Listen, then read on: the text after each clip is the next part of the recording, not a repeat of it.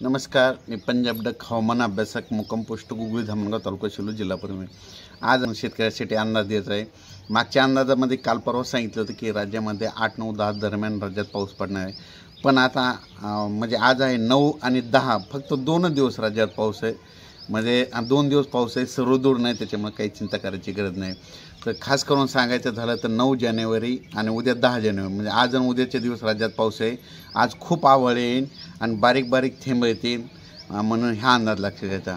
पण राज्यात आज आणि उद्याच म्हणजे 9 आणि 10 तारखेला सांगायचं झालं तर मुंबईकरांना यंदा आज पाऊस बघायला भेटेल।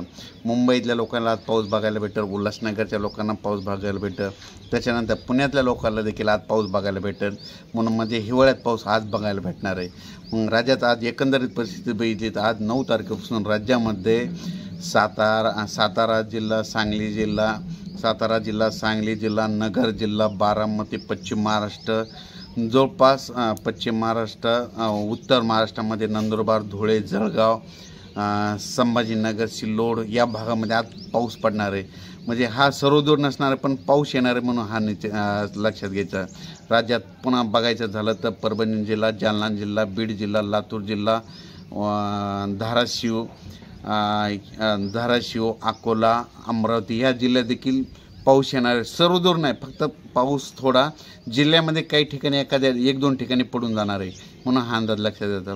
पण राज्यात आज 9 आणि 10 तारखेदरम्यान उत्तर महाराष्ट्रामध्ये नंदुरबार, धुळे, जळगाव, नाशिक, निपाड त्या भागात देखील पाऊस पडणार आहे। मुंबईकराला देखील पाऊस बघायला भेटणार आहे।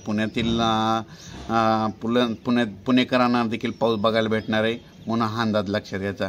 फक्त 9 आणि 10 तारखेला तर 11 तारखेपासून राज्यात परत थंडीची लाट येणार आहे आणि परत 15 दिवस म्हणजे 25 जानेवारीपर्यंत राज्यात पुन्हा तीव्र थंडीची लाट येणार आहे म्हणून लक्षात घ्यायचं। म्हणून अचानक वातावरणात बदल झाला तर लगेच एक मेसेज दिला जाईल। पण राज्यात सर्वांना सांगतो की सर्वदूर असा मोठा एवढा काही पाऊस नाही, फक्त पाऊस पडणार आहे फक्त उत्तर महाराष्ट्र, पश्चिम महाराष्ट्र या भागामध्येच पडणार आहे। एखाद्या 1-2 ठिकाणी पडणार आहे, जास्त खूप काही नुकसान होणार असा पाऊस पडणार आहे म्हणून हा अंदाज लक्षात घ्यायचा। धन्यवाद।